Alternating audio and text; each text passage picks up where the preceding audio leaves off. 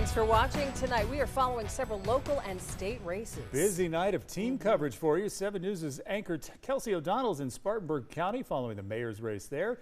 And you see Ariana Meadows in the middle of your screen. She's in Anderson County. A big item on the ballot there, that 1% sales tax. Julia Keener, meantime, in Greenville County, she's covering the primary runoff for House District 21. We're going to start things off with the mayor's race in Spartanburg, where incumbent Jerome Rice faced a challenge from James Jones. It didn't stay a challenge for long. Look at the results on your screen here. With all the votes counted, Jerome Rice Jr., the incumbent mayor of Spartanburg, is going to get a brand new term. Nearly a 4-to-1 margin of victory with 78% of the vote. Kelsey O'Donnell has been following this race closely for us and all the returns. Kelsey, what can you tell us about the race? Yeah, Gordon, Amy, this was predicted to be a big race early on here in Spartanburg because of the growth in the area and the trajectory this city is headed. It was between incumbent Mayor Jerome Rice, who was seeking a second term after being elected for the first time in 2021. His challenger here today was James Jones Sr., a local attorney who had spent 20 years with U.S. Homeland Security. He brought another approach of leadership to the table, arguing he wanted to make sure all communities were well represented. Now, Rice quickly climbed to the top of the polls tonight as we watched those ballots be brought in and counted up. The incumbent mayor tells us he wanted to build on momentum that he's already created in the city for the past 4 years, citing numerous new developments, community initiatives, hundreds of new jobs and other investments. He's excited with the early results. Take a listen. Oh man, I'm just excited that the people of Spartanburg has chosen me to lead Spartanburg for the next 4 years. I'm one of the biggest cheerleaders for Spartanburg, and I look forward to cheering for the next 4 years. You best believe I want to make the best decision about my home. I want to see my home prosper. I want to see my home move forward. So that means I want to see Spartanburg prosper. Yeah, and Rice tells us he's excited to see the city grow and move in the direction that it's headed. But again, those results tonight, all unofficial, but it looks like incumbent Mayor Jerome Rice wins in a landslide. Live in Spartanburg tonight, Kelsey O'Donnell, 7 News. Kelsey, thank you. We are also following 2 big school bond referendums in Spartanburg County. Voters in District 1 were talking about a proposed $140 million bond to fund construction projects, including a new T.E. Mabry Middle School, a new O.P. Earl Elementary, and additions to New Prospect Elementary. You can see that they were massively in favor of this, 78% of the vote saying yes. It's important to note here, they are not raising taxes as they issue this bond, just permission to issue these bonds to begin the projects a lot sooner. Here's District 5 in Spartanburg County. School District 5 is a $200 million bond issue.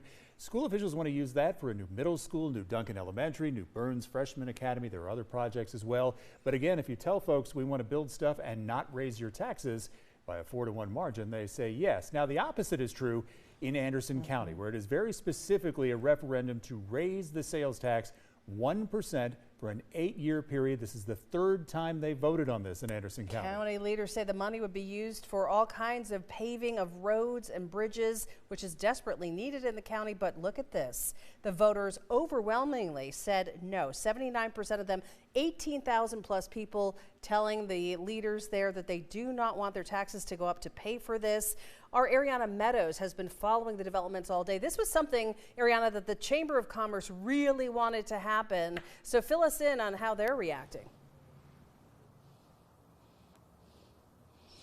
Gordon, Amy, yes, that's exactly right. People that were pulling for this, they are telling me that they are for sure frustrated because this has been a topic of discussion for a while. And county leaders tell me that if this would have passed, generated at least $37 million a year to fix those roads and bridges that were in need of help. In County Council, they created a commission team of 6 volunteers to list roads they need that help, and we spoke to one of those volunteers who tells us that he is for sure frustrated with this situation.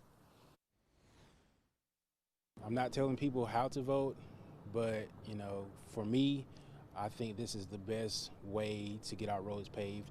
It's in dire need, and it's only going to get worse, and the cost to get them paved is only going to go higher. Members tell us now it's back to the drawing board. In Anderson County, Ariana Meadows, 7 News. Ariana, thank you for that. Let's go to Cherokee County. This is one fire district there in Cherokee County, the Macedonia, mostly volunteer fire district. This referendum would raise taxes to increase fire protection and actually bring on more full salary people there. The referendum would shift the fire district from mostly volunteer to paid firefighters, and this would raise taxes for people in that part of Cherokee County represented by the Macedonia Fire District. And those folks said, yes, they will pay higher taxes for more fire protection. In Greenville County, voters in House District 21 cast their ballots in this runoff election. This is going to be the closest race we show you all night. No candidate got a majority of the vote in the Republican primary. They come to the runoff here. Remember, they both tried to get 50% plus one in the primary. They both drilled 50% in the runoff. Look at this. Diane Mitchell getting 1536 to 1514 for Steve Nail. That's a 22 vote difference. By rule, that's going to mean a recount in this race. So it's not totally official yet, but so far, Diane Mitchell, by the narrowest of margins, comes out ahead for this Republican nomination. Julia Keener following this race for us. Julie, the turnout wasn't much, but boy, each vote counted. No, and you're completely right, Gordon and Amy. That's the story tonight. It's pretty simple. Low voter turnout made this an extremely close race. Now, neither candidate, like you said, broke that 50% mark in the special Republican primary. Diane Mitchell took about 37% of the vote, Steve Nail about 39%. And again tonight, the difference was razor thin. Just over 3,000 Greenville County voters in District 21 made their voices heard, choosing to send Mitchell to the December 23rd general election. Election Director Conway Belangia says turnout today was only about 10% across the entire district, putting lots of weight on those who did go to the polls. I would hope that the vote difference is not 1 or 2 or 3 people, and people who decided not to participate become the turning point. So that's why it's important to vote, especially with the lower turnout. Election officials say Diane Mitchell will head to the general election on December 23rd, along with a write-in option. The winner of that race will take office in January.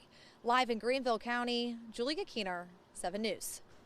Julia, thank you so much for the live update. Now, a look at some city council races for Greenville. Incumbent Lillian Brock Fleming, who's been on city council since 1981, faced a challenge from Mike Kilgore. As you can see, Lillian Brock Fleming got 62% of the vote, easily heading right back into her seat. She's held that seat a very long time. Another Greenville City Council seat. This is an at-large seat. 59-41, we have a winner here with 100% of the votes counted. Tina Belge taking that seat over Matt Alexander.